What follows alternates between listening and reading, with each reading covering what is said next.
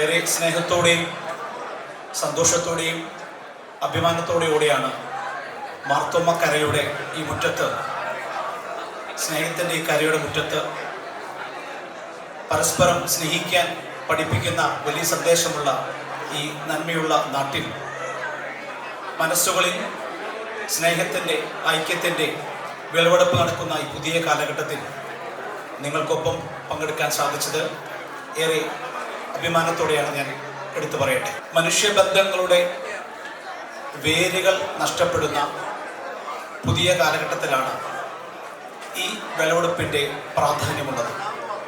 വെറും ഒരു ദോശയോ ഇഡ്ഡലിയോ പൂരിയോ കഴിച്ചു പോകാതെ മലയാളിക്ക് മുന്നിൽ ഉണ്ടാവേണ്ടത് വലിയൊരു മാറ്റമാണ് എന്നുകൂടിയുള്ള പ്രതിജ്ഞയാണ് ഈ ഹാർവസ്റ്റ് ഫെസ്റ്റിവൽ ഞാൻ പ്രതീക്ഷിക്കുന്നത്. നമുക്ക് തന്നെ ഇരുട്ടായി പോകുന്ന ഈ പുതിയ കാലഘട്ടത്തിൽ നമുക്ക് മുമ്പിൽ വെളിച്ചമായി മാറാൻ പുതിയ കാലഘട്ടം ആവശ്യപ്പെടുകയാണ്. മലയാളി ഒരു പണിയുമില്ലാതെ കണിക്ക് പുറകെ പോകുമ്പോൾ മൂക്കത്ത് വിരൽ വെച്ചുകൊണ്ട് ചേ എന്ന് പറയേണ്ട പുതിയ കാലഘട്ടത്തിൽ ഞാൻ ഉൾപ്പെടെയുള്ള മാധ്യമങ്ങൾ തെറ്റായ ദിശയിലേക്ക് പോകുന്നുണ്ടെങ്കിൽ അതിനെ തിരുത്തൽ ശക്തിയാനുള്ള വിളവെടുപ്പ് കൂടിയാണ് നിങ്ങൾ മനസ്സിലുണ്ടാകേണ്ടത്. കാരണം അത്രമാത്രം മലയാളിക്ക് മാറ്റങ്ങൾ സംഭവിച്ചു കഴിഞ്ഞിരിക്കുകയാണ്. ആ മാറ്റങ്ങളെ അക്കമിട്ടുകൊണ്ട് പരിശോധിക്കാൻ, ആത്മപരിശോധന നടത്താനുള്ള വിളവെടുപ്പാണ് ഉണ്ടാവേണ്ടത്. ഈ കാലഘട്ടം ആവശ്യപ്പെടുന്ന വിളവെടുപ്പാണ് ഉണ്ടാവേണ്ടത്. തൊട്ടടുത്ത് വീട്ടിൽ താമസിക്കുന്ന ആരെന്നറിയാൻ ഗൂഗിൾ അടിച്ച് നോക്കുന്ന പുതിയ കാലഘട്ടത്തിൽ, സ്വന്തം വീട്ടിലോട്ടുള്ള വഴി അന്വേഷിക്കാൻ ഗൂഗിൾ അടിച്ച് പോകേണ്ട പുതിയ കാലഘട്ടത്തിൽ, എല്ലാം ജീവിതത്തിലെല്ലാം ഓഫ്ലൈനായി മാറുന്ന പുതിയ കാലഘട്ടത്തിൽ, അല്ലെങ്കിൽ റീൽസും വെഡിങ് ആനിവേഴ്സറിയും നമ്മുടെ പിറന്നാളൊക്കെ തന്നെ വെറും ഹാർവസ്റ്റ് ഫെസ്റ്റിവൽ ഉൾപ്പെടെ ഏത് ആഘോഷമായിക്കോട്ടെ അതെല്ലാം സോഷ്യൽ മീഡിയയിൽ റീലായി മാറുന്ന പുതിയ കാലഘട്ടത്തിൽ നാം മാറേണ്ടിയിരിക്കുന്നു, നാം ചിന്തിക്കേണ്ടിയിരിക്കുന്നു. നമുക്ക് ശേഷം വരാൻ പോകുന്ന തലമുറ ഒരു ഉറപ്പുമില്ല എവിടെ നിൽക്കുന്നത്.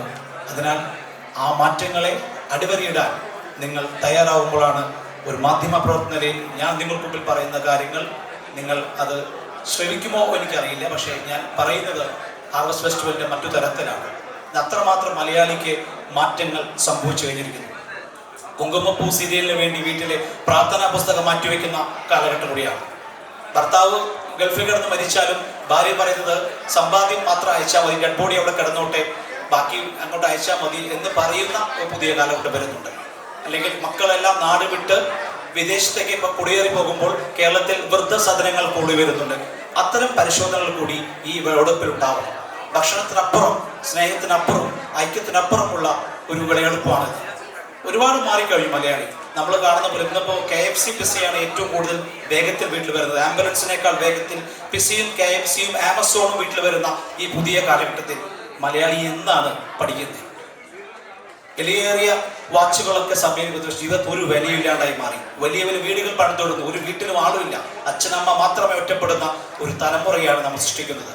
നമ്മളിങ്ങനെ UK യിലേക്കും കാനഡയിലേക്കും കുടിയേറി പോകുമ്പോൾ നല്ലതാണ് കുടിയേറ്റമൊക്കെ, പക്ഷേ നമ്മുടെ വേരുകൾ മറക്കരുത്. വേരുണ്ടെങ്കിലേ, നെല്ലുണ്ടെങ്കിലേ കതിരുള്ളൂ. ആ സത്യം തിരിച്ചറിവ് കൂടിയാണ് വിളവെടുപ്പ്. വിളവെടുപ്പ് എന്ന് പറയുമ്പോൾ മനുഷ്യനും മതവും തമ്മിലുള്ള, മനുഷ്യനും ദൈവവും തമ്മിലുള്ള ഉടമ്പടിയാണ്. ആ ഉടമ്പടി എത്രമാത്രം വാക്ക് പാലിക്കാൻ നിങ്ങൾക്ക് സാധിക്കുന്നുണ്ട് എങ്കിൽ അതാണ് യഥാർത്ഥ വിളവെടുപ്പ്. മനസ്സിലാവട്ടെ യഥാർത്ഥ വിളവെടുപ്പ്, ആത്മപരിശോധനയാകട്ടെ യഥാർത്ഥ വിളവെടുപ്പ്. ജീവിതത്തിൽ മലയാളിക്ക് തകർച്ച ഉണ്ടാവും, സ്വാഭാവികമാണ്. ഞാൻ എപ്പോഴും പറയാറുണ്ട്, തകർന്നൊന്നും അർത്ഥമൊന്നുമില്ല. The small crack does not mean you are broken. It means that you were put into a test. ജീവിതത്തിൽ ഒരു വിള വന്നാൽ തകർന്നൊന്നും ഒരു അർത്ഥവുമില്ല, മറിച്ച് ഒരു പരീക്ഷണത്തെ മലയാളി അതിജീവിച്ചു എന്ന് മാത്രമാണ്. ആ പരീക്ഷണം മാറ്റിയെടുക്കാനുള്ള ഊർജ്ജമാണ് ഈ വിളവെടുപ്പ് കാലം. ആ പരീക്ഷണത്തെ അതിജീവിക്കാനുള്ള ഊർജ്ജമാണ് വിളവെടുപ്പ് കാലം. ഞാൻ ടെലിവിഷനിൽ ചെയ്യുന്ന ഒരു കാലഘട്ടം കൂടിയാണ്. ഒരു 10-16 വർഷമായിട്ട് ഗൾഫ് രാജ്യങ്ങളിലുള്ള നിങ്ങളെ പോലുള്ള ആളുടെ ജീവിതങ്ങൾ പകർത്തുന്ന ഒരു പ്രോഗ്രാം ചെയ്യുന്ന ആളാണ് ഞാൻ. പ്രോഗ്രാം പറ്റി പറയാൻ വേണ്ടി വന്നതല്ല, ഞാൻ എൻ്റെ കുറിച്ച് ഇൻവിറ്റേഷൻ കാർഡ് കണ്ടപ്പോൾ അതിനകത്ത് 16 വർഷമായി ടെലിവിഷൻ ഷോ ചെയ്യുന്നു. ഒരു ഷോ ചെയ്യാൻ ഈസിയാണ്, പക്ഷേ ആ ഷോ നിങ്ങളുടെ മനസ്സിലേക്ക് എത്തണമെങ്കിൽ അതിനകത്ത് ഉള്ളടക്കം നന്നാവണം. ആ ഉള്ളടക്കം നന്നാകും നിങ്ങളെപ്പോലുള്ള പ്രവാസി ജീവിതങ്ങളാണ്. നമുക്ക് തന്നെ ഇരുട്ടായി മാറുന്ന പുതിയ കാലഘട്ടത്തിൽ മറ്റുള്ളവർക്ക് വെളിച്ചം പകരാൻ ഈ ലൈറ്റ് അല്ല പറഞ്ഞ്, ഈ LED ബൾബ് അല്ല പറഞ്ഞ്, സ്വന്തം വെളിച്ചവൻ നീ തന്നെയാണ് നിന്റെ വെളിച്ചമെന്ന് പറഞ്ഞത് ബുദ്ധനാണ്. നീ തന്നെയാണ് നിന്റെ വെളിച്ചം എന്ന് പറഞ്ഞ ബുദ്ധനാണ്. ആ ബുദ്ധനെ പോലും മറക്കുന്ന പുതിയ കാലഘട്ടത്തിൽ, അല്ലെങ്കിൽ കുർബാന അർപ്പിക്കണമെങ്കിൽ നേരെ നിൽക്കണോ ചെരിഞ്ഞു നിൽക്കണമെന്ന് പറഞ്ഞ് വൈദികരും തെരുവിലിറങ്ങുന്ന പുതിയ കാലഘട്ടത്തിൽ, ഈ സഭയിലല്ല പറഞ്ഞ് മൊത്തത്തിൽ പറയാണ്, ഈ പുതിയ കാലഘട്ടത്തിൽ നാം എന്നാണ് ഇനി പഠിക്കുന്നത്? നമുക്കൊരു ഹണി മാത്രം മതിയോ? ഇതാണ് നമ്മുടെ ഫോക്കസ്. നിങ്ങളിടുന്ന ഓരോ പോസ്റ്റുകളും നിങ്ങളുടെ ഐഡന്റിറ്റിയാണ്. നിങ്ങളിടുന്ന ഓരോ റീലുകളും നിങ്ങളുടെ ഐഡന്റിറ്റിയാണ്. അതുകൊണ്ട് കോമളിത്തരം ഒരു പരിധി വരെ ആവാം, പക്ഷെ കൂടുതലാവരുത്. അത്തരത്തിലുള്ള ഒരു പരിശോധന കൂടി ഈ വിളവെടുപ്പ്, മനസ്സിന്റെ വിളവെടുപ്പ് ഉണ്ടാവും. കാരണം ഞാൻ അമ്മമാർ ഒരുപാട് എനിക്കറിയാം. കേരളത്തിൽ ഒരുപാട് അമ്മ വൃദ്ധസദനങ്ങൾ കൂടി വരുന്ന കാലഘട്ടമാണ്. വർഷങ്ങൾക്ക് മുമ്പ് ശ്രീ മോഹൻലാൽ ഞങ്ങളുടെ ബ്രാൻഡ് അംബാസിഡർ ആയിരുന്നു. ഞങ്ങളൊരു അമ്മമാർക്ക് ഓണക്കോടി കൊടുത്തു. അപ്പൊ ഞങ്ങളൊരു ലിസ്റ്റ് എടുത്തു, എത്ര മലയാളികളുണ്ട് നമ്മുടെ, എത്ര അമ്മമാർ മക്കളെ ഉപേക്ഷിക്കപ്പെട്ടിട്ടുണ്ടെന്ന് പറഞ്ഞപ്പോൾ ഞങ്ങൾ ഞെട്ടിച്ചു കളഞ്ഞിരിക്കുകയാണ്. അന്ന് ഞങ്ങൾ 18,500 അമ്മമാർക്കാണ് ശ്രീ മോഹൻലാലുമായി ചേർന്നു ഓണക്കോടി കൊടുത്തത്. ഗൾഫ് രാജ്യങ്ങളിൽ ഒരുപാട് പേര് ഓണക്കോടി സ്പോൺസർ ചെയ്തിരുന്നു. മലയാളി അഭിമാനിക്കുകയാണ്. എൻ്റെ അച്ഛൻ, അമ്മ, എൻ്റെ മക്കൾ വിദേശത്താണെന്ന് പറയുന്ന അഭിമാനിക്കുന്ന ഈ പുതിയ കാലഘട്ടത്തിൽ, വൃദ്ധസദനങ്ങൾ കൂടി വരുന്ന പുതിയ കാലഘട്ടത്തിൽ മലയാളി തലയുയർത്തി നിൽക്കാൻ പ്രേരിക്കട്ടെ. ഫോബ്സ് പട്ടികയിൽ 10 പേര് പരിശോധിച്ചാൽ 8 മലയാളികളാണ്. ലോക കോടീശ്വര പട്ടികയിൽ. പക്ഷേ അവിടെയും മലയാളിക്ക് പതറുന്നുണ്ട്. എവിടെയാണ് ഇനി മലയാളി മാറേണ്ടത്? ഐക്യ കേരളത്തിനായി പരസ്പരം നെഞ്ചോട് ചേർത്ത് പിടിച്ചിരുന്ന നമ്മൾ ഇന്ന് മറ്റു പല വിഷയങ്ങളിലേക്ക് ഫോക്കസ് മാറുന്ന പുതിയ കാലഘട്ടം. ഈ ഫോക്കസ് തിരുത്തപ്പെടേണ്ടതാണെന്ന് ചിന്തിക്കാൻ മതങ്ങൾ, കുടുംബങ്ങൾ, ബന്ധങ്ങൾ, യൂണിറ്റുകൾ, സമ്മേളനങ്ങളെല്ലാം പ്രാധാന്യം നൽകുമ്പോഴാണ് ഞാൻ ഉൾപ്പെടെയുള്ളവർക്ക് അത് പറയാൻ സാധിക്കുള്ളൂ. മാധ്യമങ്ങൾ ഒരിക്കലും ജനങ്ങളെ ശരിയായ ദിശ നയിക്കുന്നതെന്ന് ഞാൻ പറയുന്നില്ല. പക്ഷേ ജനങ്ങൾ മാധ്യമങ്ങളെ ശരിയായ ദിശയിലേക്ക് നയിക്കപ്പെടേണ്ട കാലഘട്ടമാണ്. ഞങ്ങൾ പറഞ്ഞ എന്തും നിങ്ങൾ വിശ്വസിക്കുന്ന കാലഘട്ടത്തിലേക്കാണെങ്കിൽ നിങ്ങൾ ക്രോസ് ചെക്ക് ചെയ്യുക, ഡബിൾ ചെക്ക് ചെയ്യുക. എന്ന് എൽവിസ് പറഞ്ഞത് ശരിയാണല്ലോ, തെറ്റാണെങ്കിൽ തെറ്റാണെന്ന് പറയണം. തെറ്റുകളെ തിരുത്താൻ നിങ്ങൾ തയ്യാറായില്ലെങ്കിൽ ഈ വിളവെടുപ്പിൽ ഒരു കാര്യമില്ല. വിളവെടുപ്പ് ഉണ്ടാവേണ്ടത് മനസ്സിലാണ്. ആ മനസ്സ് ആത്മപരിശോധനയുടെ ആയിരിക്കണം. ആത്മസ്നേഹത്തിന്റെ, ഐക്യത്തിന്റെ, സ്നേഹത്തിന്റെ എല്ലാം ഈ മാർത്തോമാക്കര എന്ന് ഞാൻ പറയാൻ കാരണം നിങ്ങൾ മാതൃകയാണ്. കുറേ വർഷങ്ങളായി നിങ്ങൾ ചെയ്യുന്ന നല്ല കാര്യങ്ങളെ കാണുകയും പ്രോത്സാഹിപ്പിക്കുകയും ചെയ്യുന്ന ഒരു മാധ്യമമാണ്. കുടുംബം പോറ്റാൻ വേണ്ടി കരകടന്ന് ഇവിടെ എത്തി ബുദ്ധിമുട്ടി കഷ്ടപ്പെട്ട് നമ്മുടെ നാടിനുള്ള സ്നേഹം, സഭയോടുള്ള സ്നേഹം ആത്മാർത്ഥമായി കാണിക്കുന്ന നിങ്ങളോട് പിന്നെന്താണ് പറയുന്നത്? പൂക്കളും പൂമ്പാറ്റുകളും പ്രകൃതി വരെ സ്നേഹിക്കുന്ന വിളവെടുപ്പുകാർ, മനുഷ്യബന്ധങ്ങളുടെ ഏറ്റവും സ്നേഹമുള്ള കാലഘട്ടം, മനുഷ്യനെ മനുഷ്യനായി ചേർന്ന് പിടിക്കാൻ ഒരു പുതുവർഷമുണ്ടെങ്കിൽ, ഒരു 2025 ഉണ്ടെങ്കിൽ അതാണ് ഏറ്റവും മനോഹരം. 2025 ചെറിയ കാര്യമല്ല. സ്നേഹം എന്തെന്ന് മനസ്സിലാകാത്ത പുതിയ തലമുറ വരുന്നുണ്ട്. ഞാൻ നേരത്തെ പറഞ്ഞല്ലോ, വെറും റീൽസ്, വെഡിങ് ആനിവേഴ്സറി ആയാലും, കുട്ടികളുടെ ബർത്ത്ഡേ ആയാലും, വിവാഹ വാർഷികമായാലും, അല്ലെങ്കിൽ പിറന്നാളായാലും ഫോട്ടോഷൂട്ട്. മലയാളി ഏറ്റവും പ്രധാനപ്പെട്ട ഫോട്ടോഷൂട്ട്. ഫോട്ടോ എടുക്കുക, റീൽസ് എടുക്കുക, ഫോട്ടോ എടുക്കുക, സ്റ്റാറ്റസ് എടുക്കുക. ആ സ്റ്റാറ്റസ് അല്ല നമുക്ക് വേണ്ടത്. ജീവിതത്തിൽ ഒരു മലയാളി തലകർത്തുന്നുണ്ട് നമ്മളെ ആളുകൾ. പൊതുവെ പൊതുവെ മാവേലിയും തല ചവിട്ടി ആക്കാൻ നമ്മൾ പറയാറുണ്ട്. വാമൻ ചവിട്ടി താഴ്ത്തി മല താഴ്ത്തിയിരുന്നു, അതുകൊണ്ട് നമ്മൾ തല ചവിട്ടും. പക്ഷെ എല്ലാ വർഷവും മാവേലി നമ്മളെ കാണാൻ വരുന്നുണ്ട്. അത് വിശ്വാസമാണ്. വിശ്വാസം നമ്മുടേതായിരിക്കണം. അത് ഭരണകർത്താക്കളുടെ ആവരുത്. നാം എന്ത് കഴിക്കണം, നാം എന്ത് ഭക്ഷിക്കണം, അത് നമ്മുടെ വിശ്വാസമാണ്.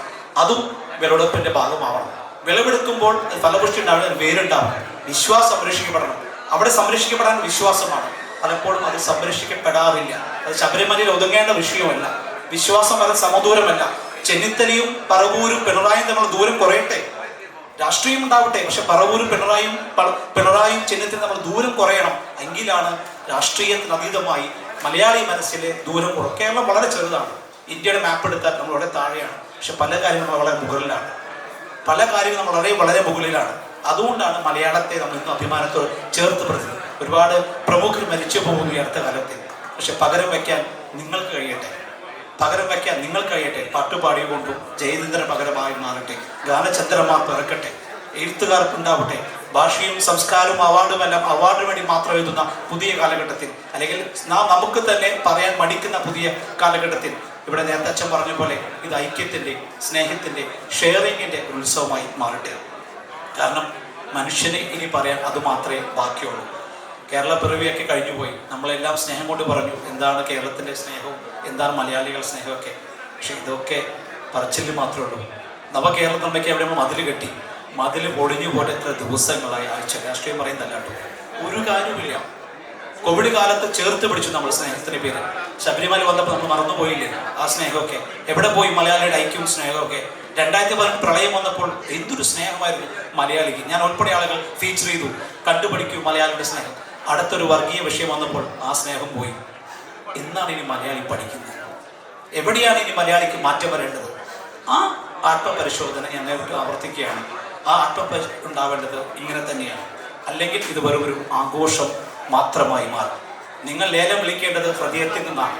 നിങ്ങൾ ഭക്ഷണം കഴിക്കേണ്ടത് ഹൃദയത്തിൽ നിന്നാണ്. നിങ്ങൾ ഷെയർ ചെയ്യേണ്ടത് ഭക്ഷണം മാത്രമല്ല, മനസ്സുകളാണ്. ഈ പുതിയ കാലഘട്ടം ആവശ്യപ്പെടുന്നു അതാണ്. കാരണം നമ്മൾ അങ്ങനെയാണ്, നോക്കി നിൽക്കാൻ പോലും നോക്കുകൂലി കൊടുക്കുന്ന ഒരു വലിയൊരു കാലഘട്ടത്തിലാണ് ജീവിച്ചുകൊണ്ടിരിക്കുന്നത്. സ്നേഹിക്കാൻ പോലും കൂലി കൊടുക്കേണ്ട അവസ്ഥയാണ്. എന്നെ സ്നേഹം, എനിക്ക് ലൈക്ക് അടിക്കണേ, എൻ്റെ ഷെയർ ചെയ്യണേ, എന്നെ സബ്സ്ക്രൈബ് ചെയ്യണേ എന്ന് പറയുന്ന സ്നേഹം ചോദിച്ചു മേടിക്കുന്ന ഈ പുതിയ കാലഘട്ടത്തിൽ സ്നേഹിക്കാൻ പഠിപ്പിക്കാൻ കൂടി വിളവെടുപ്പുകൾ ഉണ്ടാവണം. സ്നേഹം ഉണ്ടാവേണ്ടത് ഹൃദയത്തിലാണ്, വിളവെടുപ്പ് ഉണ്ടാവേണ്ടത് ഹൃദയത്തിലാണ്. എങ്കിൽ മാത്രമേ ഈ പറയുന്ന ഉത്സവങ്ങൾക്കൊക്കെ വലിയ പ്രാധാന്യം ഉണ്ടാവുന്നത്. അല്ലെങ്കിൽ ഞാനും നിങ്ങളുമൊക്കെ പറയുന്നു, പ്രവർത്തിച്ചു പോകുന്നു, അവിടെ തീരുന്നു. അപ്പോൾ ഞാൻ ദീർഘിപ്പിക്കുന്നില്ല. ചുരുങ്ങിയ സമയം കൊണ്ടാണ് എന്നോട് ക്ഷണിച്ച് ഇതിലോട്ട് വരാൻ ക്ഷണിച്ചത്. വളരെ തിരക്കുള്ള ദിവസം കൂടിയാണ്. ഞായറാഴ്ച വർക്ക് ചെയ്യുന്ന ഒരു ജേർണലിസ്റ്റാണ് ഞാൻ. വീട്ടു കുടുംബം ഭാര്യ മക്കളൊക്കെ ഉണ്ടെങ്കിൽ രാവിലെ ഏറ്റു പോകുന്നതല്ലാത്ത തിരക്കായിരുന്നു. പക്ഷെ എന്നാലും ഭർത്താവ പള്ളി വിളിച്ചാൽ വരാതിരിക്കാൻ സാധിക്കില്ല. നേരത്തെ ഞാൻ മലയാള മനോരമ ജോലി ചെയ്യുന്ന സമയത്തും ഈ പള്ളിയിൽ വന്നിട്ടുണ്ട്. സംസാരിച്ചതിൻ്റെ ഓർമ്മ ശരിയാണെങ്കിൽ ഏറ്റവും കൂടുതൽ ബന്ധമുള്ളതാണ്. എനിക്ക് ഒരുപാട് സുഹൃത്തുക്കളുള്ള പള്ളിയാണത്. ഇത് പ്രവൃത്തിയിൽ കൂടി നിങ്ങളാവട്ടെ. കാരണം എനിക്കറിയാം മാർത്തോമയ്ക്ക് വലിയ അർത്ഥങ്ങളുണ്ട്. വിളവെടുപ്പിന് അതിനേക്കപ്പുറം അർത്ഥങ്ങളുണ്ട്. അർത്ഥങ്ങളെ സംരക്ഷിക്കാൻ നമുക്ക് തന്നെ ഇരുട്ടായി മാറാതെ മറ്റുള്ളവർക്ക് വെളിച്ചം പകരാൻ കഴിയട്ടെ എന്ന് ആശംസിക്കുന്നു. നന്ദി, നമസ്കാരം, ജയ് ഹിന്ദ്.